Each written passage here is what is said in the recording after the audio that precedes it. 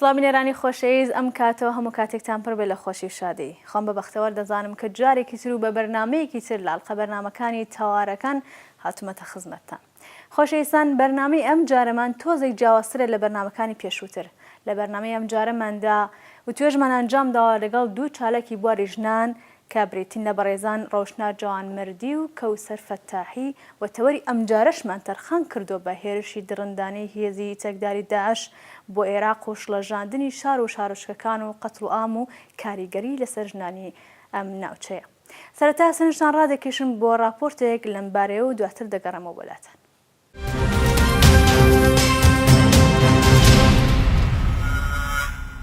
بەپێی راپۆرتێکی هاوڵاتی، تاوانەکانی ڕێکخراوەی دەوڵەتی ئیسلامی داعش و گروپە چەکدارەکانی هاوپەیمانی بە بەڵگەوە لەلایەن ڕێکخراوەیەکەوە ئاشکرا دەکرێت و ئەوە دەخرێتە ڕوو کە داعش لە گەنجینەیەکی زانکۆی تێکریت و دوو بانکی ئەو شارە نزیکەی 3 ملیارد دلاری دەست بەسەرداگرتووە.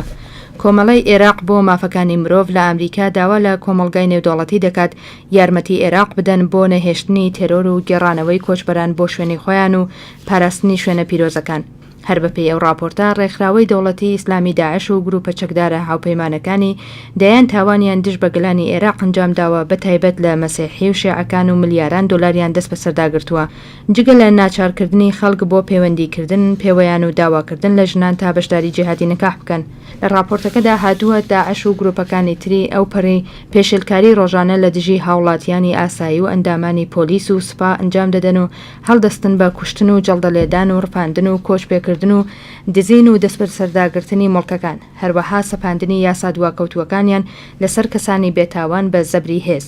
تاوانەکانی داعش کە هەر لە سەرەتاکانی هێرشەکەی دەستی پێکرد، زیاتر لە 690 کچی کوردی ئیزەدی و شیعە لە زیندانەکانی داعشدان و هەرڕۆژە ئەشکەنجەی جەستەیی و ڕۆحی دەکرێن. حجابی زۆرم لێ بۆ ژنان یان سزای قورس، کڕین و فرۆشتنی ژنانی ئیزەدی و مەسیحی. چەکدارانی داعش دەستدرێژی سێکسی دەکەنە سەر 60 کچ لە پارێزگای ئەنبار. لە درێژەی تونڕەوی بێڕێزیەکان بە ژنان چەکدارە تەرۆریستەکانی داعش 500 کچی ئیزەتی بەبارەم دەدەگرن. کوشتنی 180 کەس لە زیندانی بادوش، داواکردن لە هاوڵاتیانی مووسڵ تا ژنەکانیان بەشداری جیهادی نکاح بکەن، دەرکردنی فتوای تەلاقدانی ژنانی شیعە مەزهەب لەلایەن ئەو پیاوانەوە کە سوننە مەزهەبن، کوشتنی 1700 قوتابی لە تکریت. محەممەد شیاع سودانی وەزیری مافی مرۆڤ لە عێراق ڕایگەیاندووە 75 ژنی شیعە لەلایەن چەکدارانی داعشەوە بەدیل گیراون. لە باکووری بابلیش داعش 15 ژنی ڕفاندووە. سودانی جەختێکی کردەوە ڕفاندنی ژنان لەلایەن داعشەوە دیاردەیەکی مەترسیدارە و بازاڕێکیش بۆ فرۆشتنی ئەو ژنانە کراوەتەوە. ئاشکراشی کرد داعش 350 ژنە کوردی ئیزەدی لە سێدارەداوە و لە هێرشی بۆ سەرگوندێکی ئیزەدی 7 هاوڵاتیان کوشتووە. لەبارەی ناوچەی ئامرلیش گوتی ناوچەی ئامرلی لەلایەن داعش گەمارۆ دراوە و دانیشتوانی بەهۆی نەبوونی ئاو و خۆراک ڕوبەڕووی هەڕەشەی مردن بوونەتەوە.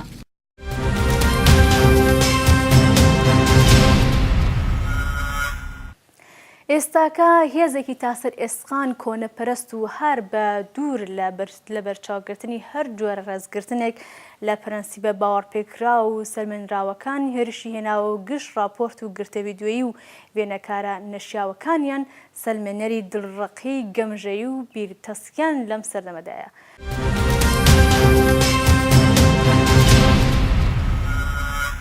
وەک یەکەم پرسیار لە بەڕێز ڕۆشنا جوانمردی چالاکی بواری ژنان، داعش کێ یا چییە و ئاکارە سەرەکیەکانی ئەم هێزە کامانن؟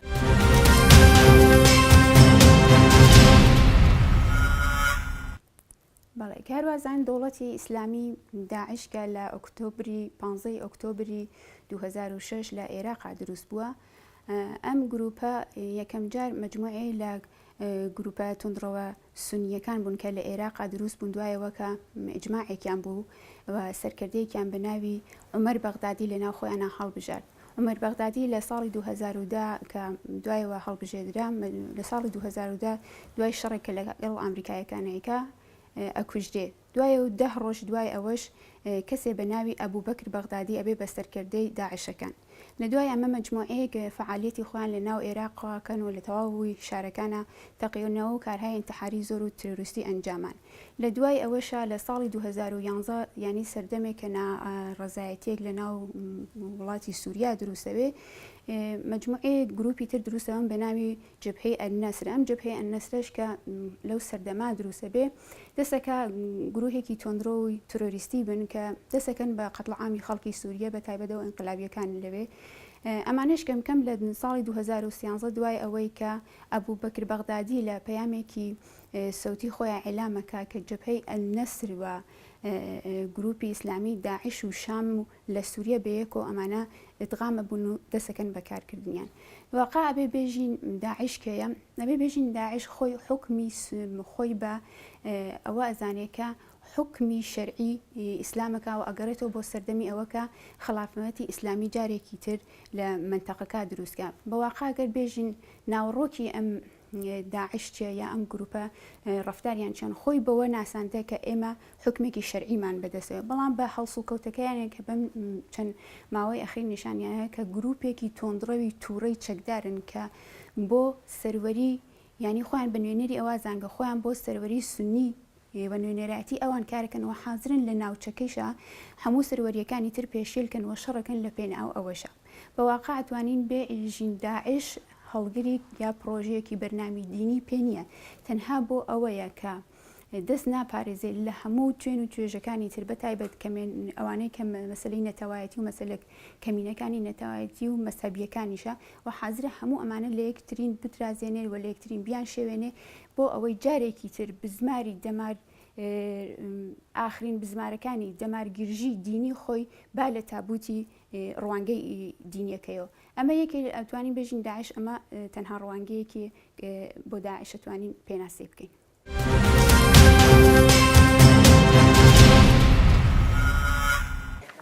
هۆکاری گوشارەکانی داعش بۆ سەر مەسیحیەکان و کوردەیزیدەکان چی بوون؟ یەکێ لەو شتانە کە داعش لە نەزەریایەتی بیکەوە کردێتی وە زۆر تا ئێستا توانیەتی لەو کردەوەی خۆیان موافق بۆ ئەوەیە کە داعش نەهاتە کە پەیامی پێکەوە ژیان یا پاکیزەکی دینی هەڵگرێ ئەو هەموو شتێک لە بینەوە تەنها ئێوە نایوێ هیچ شتێک یا قسەیەکی تر بەجوز قسەی خۆی ینی ببیسێ. بۆ ئەوەش دەست ناپارێزێ لە نەتەوەکان یا ئەوە کەسانی کە جیال لە مەسالێ وەکو مەسیحیەکان تەنها مەسیحیەکانین شەبەکەکانن کاکەیەکانن و تورکمانەکانن. ئێمە کاروە خۆتەنزانانی بۆیە دەست لەمانە ناپە ئەمانەی کردە بە ئەبزارێک بۆ ئەوە بتوانێت حکمی خۆی بکات لە ناوچەکە، ینی بە ترس و تۆقااندن و بە سەربڕین و بە دیلبردننی مجموعەیە لەم کەسانەوە حملەکردن بەمانە و شێواندنی شیازی ژیانی ئەمانە ئەوەیە کە گەرەێکی حکمی خۆی بسەبێنێ. لەو نەزەرشەوە کە بۆیە دەست لە ئەمانە چون خۆی بە نوێنەراتی سنیە زانێ و حکمی شەرعی ئیسلامی پێ ئەوەیە کەمینە مەسەبیەکانی خستەتە بەر پەلاماری خۆی.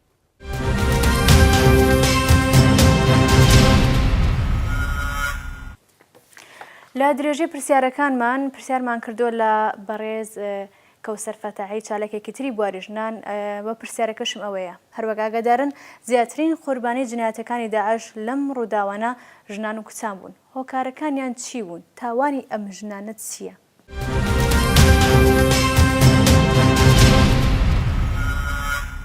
بەڵێ هەروەک ئاگادارن سەرەتا پێش ئەوەی کە وەڵامی پرسیاری جەنابەت بدەمەوە پێم خۆش ئاماژە بە چەند شت بکەم سەبارەت بە خودی مەسەلەی داعش کە داعش چییە و چۆنە کە ئاکاری هەڵسوکەوتەکەی بەو شێوەیە دەڕوە. خۆی ناسمە نێو تاریخچەی ئەوەیە کە داعش چۆن دروست بووە، بەڵام ئیشارە تەنیا بەوە دەکەم کە داعش لە تێکەڵبوونی ئەلنەسرەی سونەی سووریە و حکوومەتی ئیسلامی ببوورن ڕێکخراوی ئیسلامی بە سەرپەرشتی ئەبوبەکر بەغدادی لە عێراق دروست بوو کە دواتر هەرچەند ئەم دوو ڕێکخراوە یا با بڵێن گروپە لای یەک نەمان و پێکەوە نەمان، بەڵام گروپی داعش کە خۆی بە گروپی ئیسلامی دەوڵەتی ئیسلامی لە عێراق و شام ناسان واتە داعش ئیدامی بە کارە قێزەونەکانی خۆی داوە پەرەیسەند بە کارەکانی خۆی پەرەیسەند و زیاتر چوو بەرەوپیری ئەو شێوازە لە کارکردنەوە. دوایەوە پێم خۆشە باز لە یەک مەسەلە بکەم خۆی داعش هەڵگری ئیدۆلۆژیەکی دوگم و داخراوە. جاو ئیدۆلۆژیە دەتوانێت ئاینی بێ، دەتوانێت نژادی بێ، یان لە هەر شێوازێکەوە دەتوانی سەیری بکەیت، بەڵام خۆی من کە لێرە باسی ئایدۆلۆژی دوگمی ئاینی دەکەم پێم خۆشە شتە ڕوون بکەمەوە کە ڕوو بە بینەران کە من مەبەستم لە ئاین ئەو شتە نیە کە دایکان و بابانی ئێمە لە ماڵی خۆیان ئیسلام وەکو شتێکی دەرونی لای خۆیان ڕایدەگرن هیچ کەس کێشە لەگەڵ ئەو مەسلەیە نییە. ئەو مەسلەی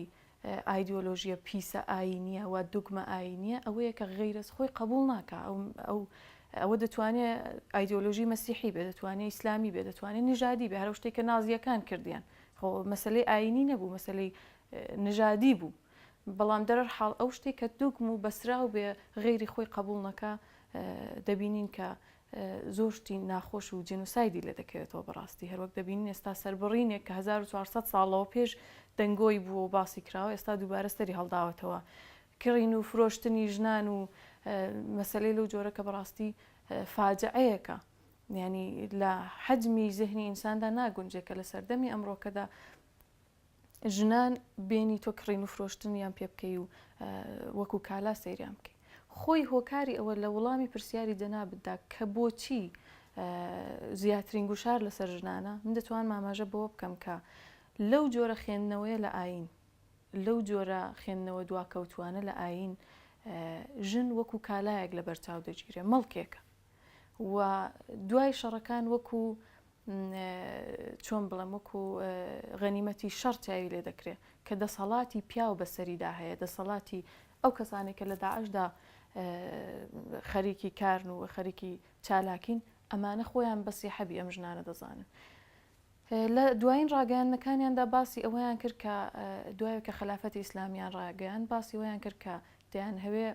حتا باسی بەلوچستانیان کرد لە ئێران باسی سونەکانی ئەوانیان کرد، ینی دەیانەوێت خۆیان بەربڵاو بکەنەوە، خۆیان بە خلافەتی ئیسلامی بۆ گشت جیهان دەزانن، نەتەنیا بۆ بەشێک کە پێشتر دەیان کرد دەوڵەتی ئیسلامی لە عێراق و شام. ئێستا کەوشتە بەربڵاو بۆتەوە پێم وایە مەترسێکە بۆ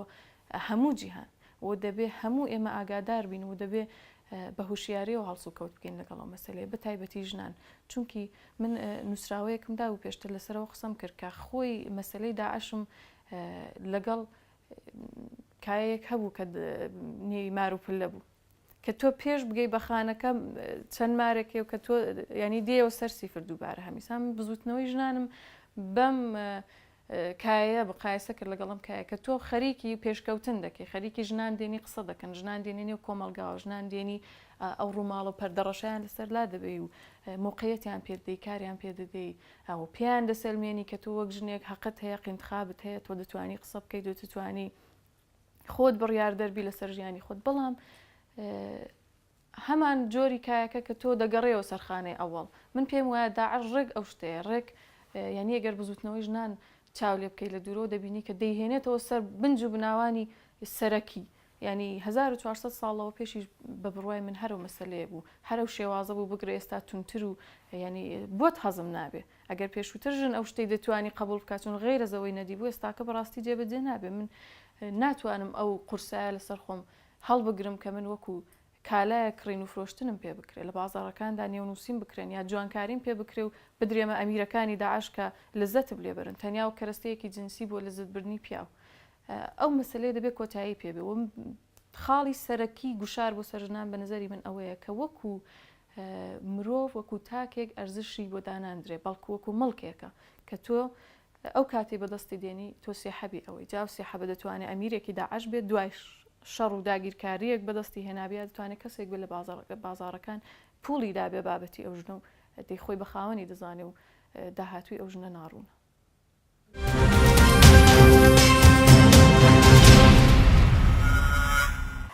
لەم نێوانە ئایا ژنانی هەرێمی کوردستان ئامادەی خوان بۆ شەڕ دژی داعش ڕاگەاندووە؟ هۆکاری بەشداری نەکردنی ژنان لە بەرەکانی شەڕ چی بوون؟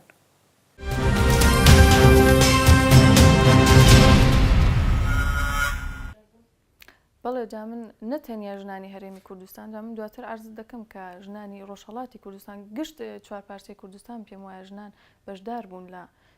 ڕنگ بێ بە شێوازی نظامی ئەو تۆ دیار نەبوو بێن ئەویش شتێکی زۆر زۆر دواکەوتوانەیە کە وەکو جۆکێک دەتوانانی لەبەر چاوی بگری و بۆ پێکەنین دەتوانی تەنیا بیری لێ بکەوەیش مەسەلەیەوەی کە خۆی داعش ڕاگەیەنێکی دابوو کە ئەگەر بەدەستی ژن بکوژرێ ناچێتە باش چون خۆی ئەو کارە بۆ گەیشتن بە پاداشتێکی ئاسمانی دەیکە و پێی وایە ئەگەر بەدەستی ژن بکوژرێ ڕەنگە بەهشتی لێ بسێنرێتەوە کە ئەم پێم وایە ژنان لەو بەشەدا خۆیان نەقشی خۆیان نیشاندا سەرڕای هەموو گوشارەکان ژنان دەش بەم فکرێتە وەستانەوە بە شێوازی مەدەنی دەتوانم بڵم بەشدار بوون یەکەم زۆرێک لە تەزاوڕاتەکان زۆرێک لە ناڕزایەتی دەربڕینەکان و کردنی ئەو مەسلەیە بە مەسلەیەکی بەرچاو و ڕاکێشانی سەرنجی دنیای دەرەوە ژنان تێدا بەشدار بوون حتا توان وەکو ئەوە ئاماژەی پێ بکەم وەک تەدارکات وەک هەمیشە لە مێژووی خەباتی کوردستاندا ژنان تێدا بەشدار بوون ئێستاکەش دووبارە و شتەماندیتەوە کە ژنان هەمیسان ڕنگ و نەقشی خۆیان دەور و نەقشی خۆیان نیشاندا دیتمان کە بە دروستکردنی غەزا و دیتمان بە دانی ڕۆحیە بە پێشمەرگەکانیان هاوسەریانە برایانە هاوڕێیانە هاوسەنگەریانە و هەروەها بەشی نظامیشی ژنا خۆیان ئامادە کردو هەر لە کۆمەڵەی شۆڕژێری زەحمەتکێشانی کوردستانی ئێران تەواو ئەو ماوەیە ژنان ئامادە باش بوون و تەیفێکی زۆر لە ژنانی چەکدار لە ئوردوکاکانیدا سەقامگیر بوون و هەر لەحظە ئامادە بوون کە بەشدار بن لە شەڕەکاندا و ئیدی دیارە بە هێندێک تێبینی کە خۆی یەکێتی نیشتمانی کوردستان و دەستگا پەیوەندیدارەکان هێندێک تێبینیان بوو لەسەرەوە مەسلەی و بەڵام ژنان وەک خۆیان ژنان وەک خۆیان ئامادەگی تەوایان دەربڕیوە نیشانیشاندا کە ئامادەن بۆ هەر جۆرە چالاکیەک چه نظامی بێت سیاسی بێ و چ مەدەنی بێ لە شەقامەکان و لە خیابانەکان چەند ڕۆژی ڕابردوودا بوو ژنان لە هەولێر تەزاوڕاتێکیان وەڕێخست بۆ ئەو هەزار و چەند ژنەی کە دەست بەسەرن بە دەست داعشێکانەوە و چارەنووسیان نادیارە و هەموو ئەوانە بە بڕوای من بە ئەندازەی شەڕی نظامیەکە تەئسیری هەیە چونکی ئیدەی ئەو سەردەمە گوزەرا کە لە بن سەقفێکەوە لە چوارچێوەیەکی بەسراوە زوڵم لە ژنان پچێ و دەنگی نەچێتە دەرێ ئیدی ئەو سەردەمە نەماوە ژنان ئیسپاتیان کرد کە دەتوانن ئەو دەنگەی خۆیان بدەنە دەرێ و ئێستاش کار بەوە دەکەن هەرچەند من دەڵم کار کراوە بەڵام بە تەواوی نازانم هەر لێرەشەوە پێم خۆشە ڕوو بە خەڵکی کوردستان ڕوو بە ژنان بە تایبەتی و قسە بکەم بەڕاستی ئەمە دۆخێکی زۆر زۆر نالەبارە ینی هەر تاکەی ئێمە هەر یەک لە ئێمە دەبێت بیر لەوە بکەینەوە کەسێکی لە نەژادی ئێمە لە ڕەنگی ئێمە لە تەیف و جنس و بە هەزناسکی ئێمەوە ئێستا لە بەردەستی ئەماندایە کڕین و فرۆشتنیان پێدەکرێ و هزار سوکایەتی دیکە بە وجود ئەسن وجودی ژنان لە بەرچاو ناگیرێەوە وەکو مرۆڤێک سەیریان ناکردێ بەرکۆک و کاڵایەکی بێ ئەرزش بێجیان تایان لێ دەکردێ کارێک کە ژنان دەیتوانن بیکەن چیە من پێم وایە لە ڕۆژهەڵاتی کوردستان هەرچەند زۆرێک لە ژنان لە ڕۆژهەڵاتی کوردستان داخوازی ئەوە بوون لە بەشی تشکیلاتی نهێنی کۆمەڵە داخوازی ئەوە بوون کە بێن بۆ شەڕی نظامی بەشدار بن زۆرێک لە ژنان داوای ئەوەیان کرد و دیتمان کە کەمپینیان وەڕێخست بە درێژایی پانتایی هەموو کوردستان بۆ کۆکردنەوەی یارمەتی بۆ ئاوارەکان و بۆ ئەو دۆخێک کە ئێستا هاتوۆتە ئاراوە هەموو ڕاو بۆ چوونی خۆیان کردە دەنگێک و یەکدەنگ و یەک ڕەنگ هاتنە مەیدانەوە ئێستاکەش من پێم وایە دەبێ هەموو هەوڵی خۆمان بخەینەگەر بۆی کە ئەو مەسلەیە شاراوە نەهێڵینەوە و هەرچی لە تواناماندایە کار بکەین بۆی کە ئەو مەسلەیە دەنگ بداتەوە و دنیای دەرەوە بەرەو خۆمان ڕابکێشین ئەوە پێم وایە کارێکە کە ئێستا لازمەوە دەبێ بکرێ بەڵام دیسانەوە ئەوەش کفایەت ناکە ئێمە دەبێت لە بنج و بناغی ئەو بیرۆکەیەوە هوشیار بین کە ئەم بیرۆکەیە پەرەنەستێنێ لە نێو ئێمەدا چونکی ئەوان بە نێوی ئاینەوە شتێکی کە لای دایک و بابانی ئێمەوە پیرۆزە بە نێوی ئاینەوە هاتوون و خەریکن دەستماڵی مێشکی کەسەکان دەکەن و دەیانکەنە هێزی خۆیان ئێمە دەبێت هوشیار بین لەوە ئێمە دەبێت ژنانی خۆمان دەبێت کار لەسەر ئەوە بکەین خەڵک بەگشتی دەبێت کار لەسەر ئەوە بکە نەهێڵین ئەو تۆ ناحەزە لە نێو ئێمەدا بچێندرێ و ئەم بیرۆکەیە سەر هەڵبدا لە نێو ئێمە نەتەنیا لە عێراق و لە دراوسەکانەوە کەس پەیوەست بۆ بەم ڕێکخراوەیە بەڵکو تەنانەت لە وڵاتە ئەوروپایەکانیشەوە دیتومانەکە کەس پەیوەست بۆ بەم ڕێکخراوەیە بۆیە دەبێت زۆر زۆر هوشیار بین لە بڵاوبوونەوەی ئەم بیرۆکەیە و دەبێت هوشیاری خۆمان بڵاو بکەینەوە لە نێو خەڵکدا زۆر سپاس.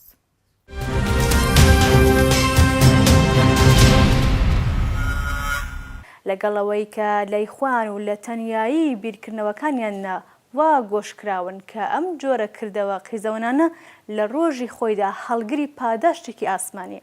بۆیە ڕق و تووڕێی و گەمژەی و بێبەزەی بوونیان دەخەنە سەر یەک و ئەوەی بە دوورم لە مرۆڤ بوون ئەنجامی ئەدەن. دواتریش بۆ ترساندنی بەرامبەر و فێنکایی دڵی گڵاو و بیری دواکۆتویان بە ژێستێکی ئاوێتە بە بزەیی مەرگ و وێنەی خۆیان و سەری کەسێکی براو بەدەستەوە دەکێشن و بەم جۆرە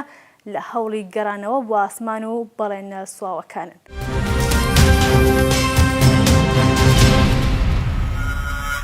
بینەرانی خۆشەویست، لێرەدا هاتینە کۆتایی بەرنامەکەمان و هیوادارم بە دڵتان بۆ بێت تا بەرنامەیەک تر و تەوەرێکی تر ماڵاوە.